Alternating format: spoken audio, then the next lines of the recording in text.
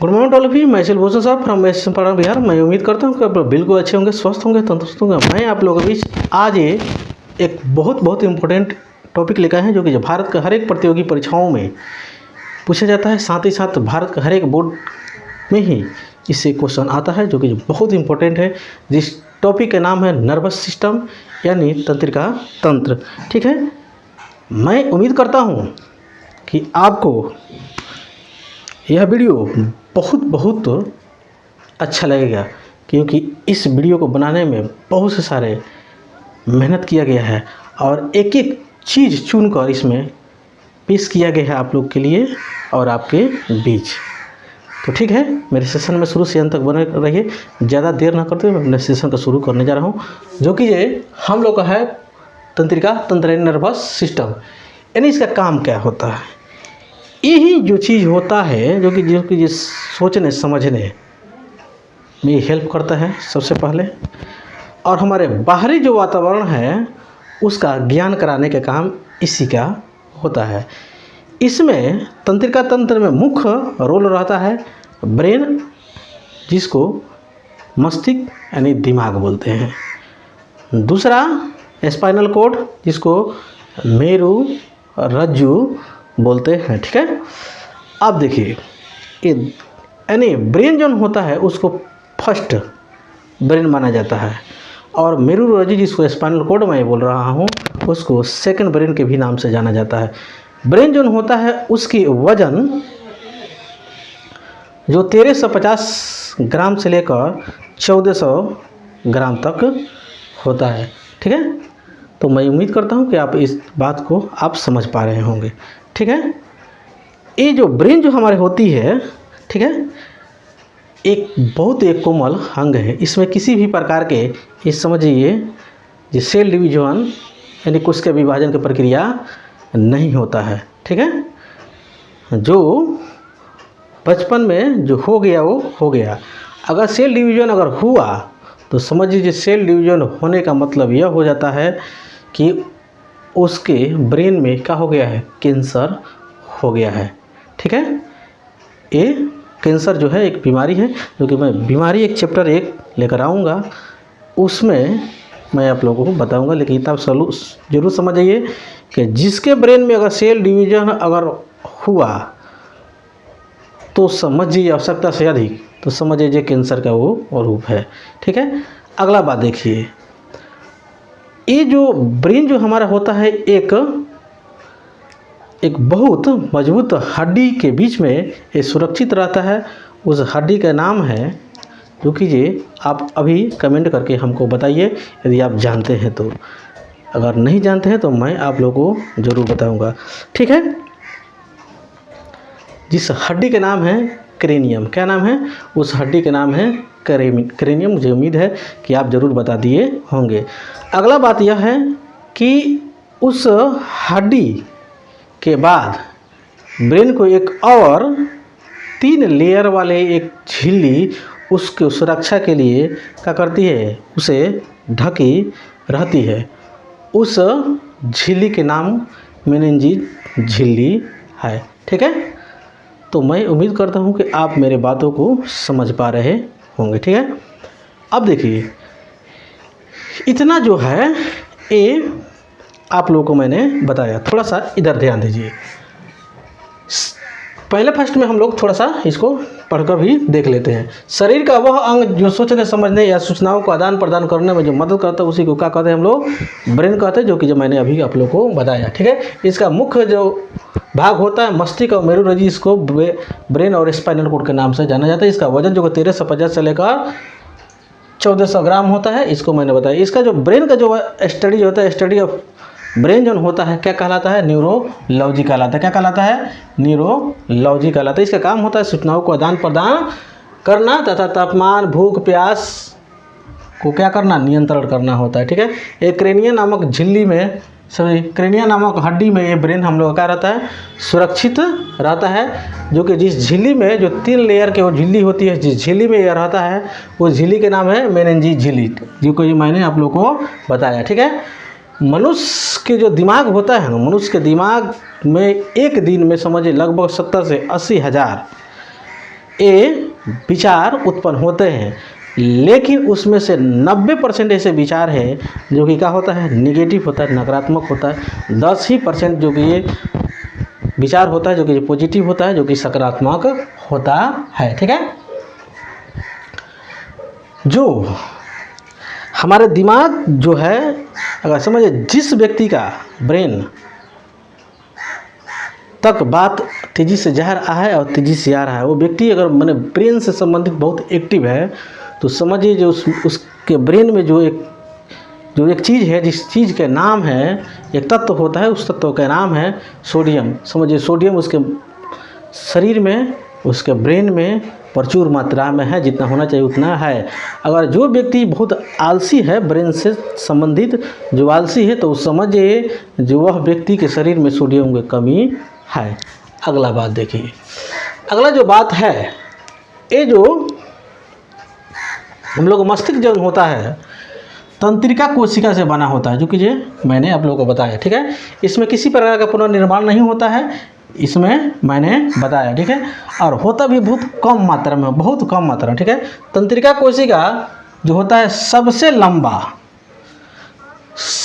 लंबा अगर कोई कोशिका होता है हमारे शरीर में, मनुष्य के शरीर में, तो समझिए तंत्रिका कोशिका। अब कहिएगा जब बाड़ा, तो देखिए बाड़ा और लंबा अलग हो जाता है। जैसे मैंने आप लोगों को ये मार्कर दिखाया, ये लंबा है, और बाड़ा जैसे गोल होता है ना, जो कोई चीज़ जैसे गेंद हो गया, उसको क्या बोलेंगे, बाड़ा।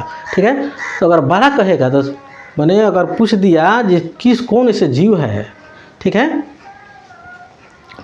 जिसका अंदर का जो कोशिका जो कि क्या होता है, बड़ा होता है, तो उसको होता है शुतुरमुर्ग के अंडा। शुतुरमुर्ग का जो अंडा का जो कोशिका होता है बड़ा होता है, और लंबा में पूछेगा नो, तो ये हम लोग को ये ब्रेन का जो तंत्रिका कोशिका होता है उसका होता है। ठीक है, अगला देखिए, लंबा। जन्म के बाद इसमें किसी प्रकार का विभाजन नहीं होता, जो मैंने आप लोग को बता चुका हूँ, क्योंकि इसमें सेंट्रोसोम ही नहीं पाया जाता है। सेंट्रोसोम ही सेल डिवीजन के काम करता है, कोशिका विभाजन के काम करता है, लेकिन इसमें सेंट्रोसोम के एब्सेंट ही रहता है। बताइए, सेंट्रोसोम जिसमें नहीं रहेगा तो कोशिका का विभाजन होना तो संभव है ये नहीं है। ठीक है, अब देखिए अगला बात यह है कि न्यूरॉन हमारे शरीर की वह भाग कोशिका जो संदेश लेकर क्या करती है, आती है और जाती है। ठीक है, हमारे शरीर में लगभग 100 बिलियन क्या रहता है, न्यूरॉन की संख्या होती है। ठीक है, न्यूरॉन के आकार के क्या होता है, असमान होता है। क्या होता है, असमान होता है। मानव शरीर में तंत्रिका कोशिका सबसे लंबी होती है, जो कि मैंने आप लोग को बताया। ठीक है, ये जो होती है इसकी झिल्ली जल होती है। ठीक है, झिल्ली में उपस्थित होती है। ठीक है, न्यूरॉन में क्या रहता है, डीएनए रहता है, राइबोसोम रहता है, अंतःप्रोद्रव्य जालिका होता है, कोशिका झिल्ली रहता है तथा केंद्रक पाए जाते हैं। ठीक है, ये क्या रहता है, ये न्यूरॉन के अंदर रहता है। ठीक है, अब देखिए न्यूरॉन का काम क्या है, क्या है, न्यूरॉन का काम यही है, जैसे मान लीजिए ये हमारे शरीर में किसी भाग पर कोई मच्छर काट रहा है। क्या कर रहा है, मच्छर काट रहा है। ठीक है, अब जैसे मच्छर काटेगा तो न्यूरॉन का काम क्या है, मैसेज देकर ब्रेन तक जाना। अब ब्रेन तक तो लेके गया, अब हमारे शरीर में मैंने बताया ना, लाखों करोड़ों संख्या में न्यूरॉन हमारे शरीर में पड़ा हुआ, एक न्यूरॉन दूसरे न्यूरॉन तीसरे न्यूरॉन को इस तरह से मैसेज भेजते भेजते ब्रेन तक पहुंचा देता है। और उसके बाद से ब्रेन जो है ये हमारी आँखों को क्या करता है, ऑर्डर देता है, जो देखो क्या हो रहा है वहाँ पे। अब आँख क्या करता है, उसका प्रतिबिंब खींचकर वो मच्छर को लेकर जाता है, फिर वापस ब्रेन को देता है। ब्रेन उसको देख पाता है कि यह क्या है, मच्छर है। ब्रेन ही जजमेंट कर पाता है, क्योंकि आँख के काम क्या है, फ़ोटो खींच लेना। जैसे हम लोग, जैसे मैं जिस कैमरा से मैं शूट कर रहा हूँ ये वीडियो, वो कैमरा का काम है शूट करना, ना कि ये कैमरा का काम है इस चीज़ को बताना। ये बता नहीं सकता है, खींच सकता है फ़ोटो, ठीक है, वीडियो बना सकता है, लेकिन ये बता नहीं सकता। उसी प्रकार आँखों का काम जो होता है केवल उसको फ़ोटो खींच लेना, यानी इमेज बना लेना, लेकिन ले जाकर वापस ये क्या करता है, ब्रेन को देता है, और ब्रेन उसको बता पाता है ये चीज़ है। ठीक है, तब उसके बाद से ब्रेन उस जब देखता है तो मच्छर है। अब मच्छर जो है किसी न किसी हाथों को क्या करता है, वो ऑर्डर देता है और हाथ से हम लोग क्या करते हैं, मार पाते हैं। ये जो प्रक्रिया बहुत तेज होती है, ठीक है, ये बिजली से भी तेज होती है, ठीक है, जो कि हम लोग इसको कल्पना भी नहीं कर सकते हैं, ठीक है। अगला देखिए, जो न्यूरॉन जो होता है, न्यूरॉन तंत्रिका प्रणाली की क्या होती है, संरचनात्मक और कार्यात्मक इकाई कहा जाता है। किसको, न्यूरॉन को तंत्रिका प्रणाली के संरचनात्मक और कार्यात्मक इकाई कहा जाता है, ठीक है। तंत्रिका तंतु को साइनेप्स कहते हैं। क्या कहते हैं, तंत्रिका जो तंतु जो होता है उसका बोलते हैं साइनेप्स कहते हैं। साइनेप्स के अंतिम छोर जो गोल संरचना की होती है उसे एक्सॉन बोलते हैं। क्या बोलते हैं, एक्सॉन कहते हैं। एक एक्सॉन दूसरे एक्सॉन को आवेश संचरण के लिए क्या करते हैं, माने तत्पर होता है। माने एक कहने का मतलब एक न्यूरॉन दूसरे न्यूरॉन को क्या करता है, मैसेज पहुंचाता है, जो कि मैंने आप लोगों को पहले ही बताया। इस मैसेज पहुंचाने के मेन रोल किसका रहता है, यानी सोडियम को रहता है। जिसके शरीर में अगर सोडियम की कमी हुआ तो समझिए ये मैसेज पहुंचाते पहुंचाते उसको देर लग जाएगा, ठीक है। अब मैंने, ठीक है, इसके कुछ आवश्यक चीज़ अगला जो है मैंने बताने जा रहा हूँ, ठीक है। अब मैंने अभी तक जो हम लोग पढ़े ये किसके बारे में पढ़े, ए न्यूरॉन को, जो कि जो न्यूरॉन को पिक मैंने यहाँ पर बनाने के प्रयास किया, ठीक है।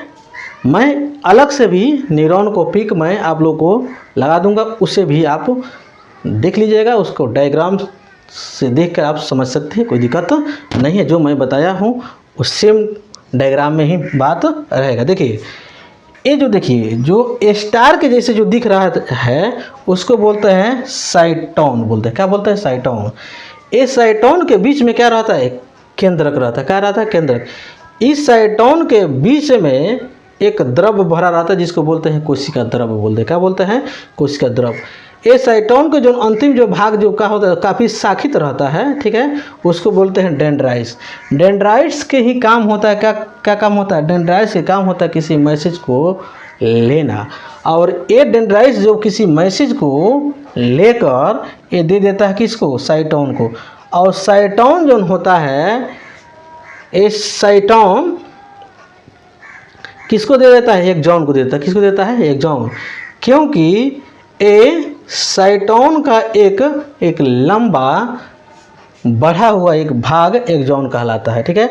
और यह जो होता है इससे होते होते ये सूत्र युग्मक गांठे तक पहुंचता है। ये सूत्र युग्मक गांठे से बहुत दूसरे ये न्यूरॉन क्या रहता है, जुड़ा रहता है। और इसी तरह मैसेज दूसरे न्यूरॉन के पास पहुंचता है, दूसरे तीसरे के पास पहुंचाता है। इसी तरह करते करते हमारे ब्रेन तक चले जाता है और ब्रेन से फिर से वापस हमारे शरीर में भी आ जाता है। ब्रेन जिस तरह हैंडल करता है उस तरह वापस चला जाता है, ठीक है। अब देखिए मैंने कुछ जो एक्सॉन जो होता है, एक्सॉन के ऊपर का एक लेयर होता है, उस लेयर के नाम है माइलिन शीथ। क्या नाम है, माइलिन शीथ, ठीक है। अब देखिए इस माइलिन शीथ के ऊपर एक और लेयर रहता है जिसका नाम होता है श्वान कोशिका। क्या नाम होता है, श्वान कोशिका, ठीक है। अब देखिए ये जो एक माइलिन शीथ दूसरे माइलिन शीथ के बीच में एक थोड़ा सा रिक्त स्थान होता है, उसको बोलते हैं रेनवियर नोड बोलते हैं। क्या बोलते हैं, रेनवियर के नोड बोला जाता है। ये रहा हम लोग को ए न्यूरॉन का ए क्या है, लेक्चर और साथ में उसका डायग्राम। तो मैं उम्मीद करता हूँ कि आप मेरे बातों को समझ गए होंगे। और अगला बात देखिए, अब हम एक टोटल हम लोग पढ़ चुके किसके बारे में, न्यूरॉन के बारे में। दूसरा बात यह है कि हम लोग अब जानने जा रहे हैं मस्तिष्क। मस्तिष्क के कितने भाग होते हैं, 3 भाग होते हैं, अग्र मस्तिष्क, मध्य मस्तिष्क और पश्च मस्तिष्क। अग्र मस्तिष्क का कुछ अपना अलग भी भाग होता है, मध्य मस्तिष्क का कुछ अलग भाग होता है, पश्च मस्तिष्क का कुछ अलग भाग होता है। देखिए मस्तिष्क के पहला भाग जिसको बोलते हैं अग्र मस्तिष्क। अग्र मस्तिष्क देखिए भाग सेरिब्रम, थाइलेमस और हाइपोथैलेमस, ये 3 होता है अग्र मस्तिष्क का भाग। मध्य मस्तिष्क का भाग देखिए कार्पोरा, सेरिब्रल पेंडिकल, पश्च मस्तिष्क का जो भाग होता है सेरिबेलम और मेडुला ऑब्लांगाटा होता है। ठीक है, ये रहा हम लोग को मस्तिष्क का क्या ये भाग। ठीक है, इसके अगले पार्ट में मैं केवल मस्तिष्क यानी ब्रेन के बारे में मैं बताऊंगा। ठीक है, और उसके कार्य बताऊंगा। ठीक है, अब मेरे वीडियो में शुरू से अंत तक बने रहने के लिए बहुत बहुत धन्यवाद। अगर मेरे वीडियो आपको अच्छा लगा तो आप मेरे चैनल को सब्सक्राइब कर सकते हैं, बेल आइकन को प्रेस कर सकते हैं और ज़्यादा से ज़्यादा लोगों के बीच में शेयर कर सकते हैं। इसके अगले पार्ट में बहुत ज़्यादा लेकर आ रहा हूँ। तब तक के लिए जय हिंद, जय भारत।